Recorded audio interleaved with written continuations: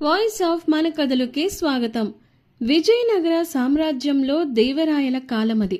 ఆ రోజుల్లో రాజధాని హంపీలో వ్యాపారం 3 పువ్వులు 6 కాయలుగా సాగేది.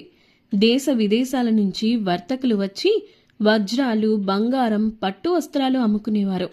ఆ నగరంలో ఒక ప్రసిద్ధ గల నగల వ్యాపారి ఉండేవాడు. పేరు సుబ్బయ్య శెట్టి. అతని దుకాణంలో రాజకుటుంబం వారికే కాదు, పెద్ద పెద్ద భూస్వాములు, జమీందారులు కూడా నగలు కొనేవారు. ఒకరోజు ఉదయం సుబ్బయ్య శెట్టి కంగారుగా రాజస్థానానికి పరిగెత్తుకుంటూ వచ్చాడు. మహారాజా, నా దుకాణంలో నుంచి రాణిగారి కోసం తయారు చేసిన వజ్రాల హారం దొంగిలించబడింది. అది 1000 వరహాల విలువైనది అనగానే రాయలుకారికి కోపం వచ్చింది. నా రాజధానిలోనే దొంగతనమా? వెంటనే దొంగను పట్టుకోండి అని ఆజ్ఞాపించాడు. రాజభటులు దుకాణం చుట్టూ శోధించారు, కాని ఎలాంటి ఆధారాలు దొరకలేదు. దుకాణంలో ఆ రోజు పనిచేసిన 4 గుమ్మస్తాలను అనుమానితులుగా పట్టుకున్నారు. రామయ్య, గోవిందు, నర్సయ్య మరియు వెంకటేశు. కాని 4 కూడా తాము దొంగతనం చేయలేదని ప్రమాణం చేశారు. రాజు వారిని కఠినంగా విచారించమని మంత్రికి ఆజ్ఞాపించాడు.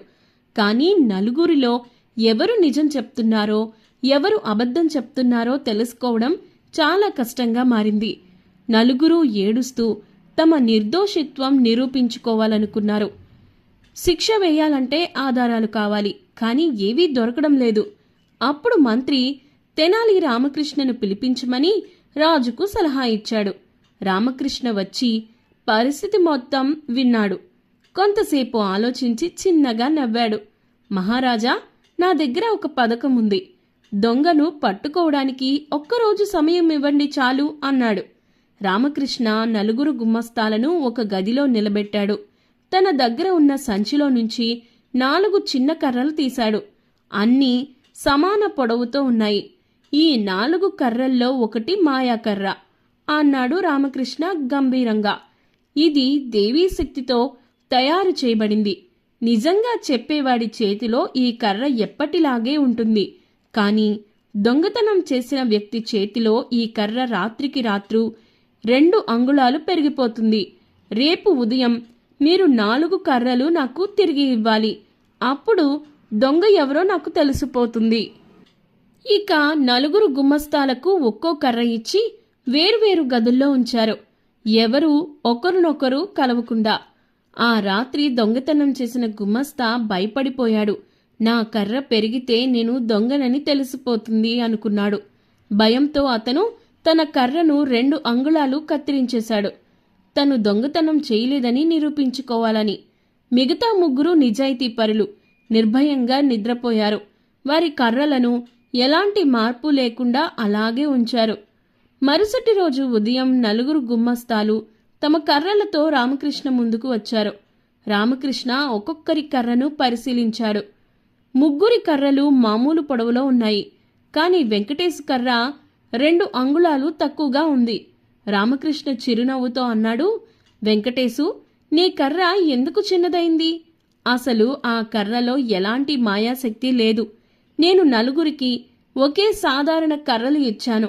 నువ్వు మాత్రమే భయపడి దాన్ని కత్తిరించావు. ఎందుకంటే నీకు తప్పు తెలుసు కాబట్టి అన్నాడు.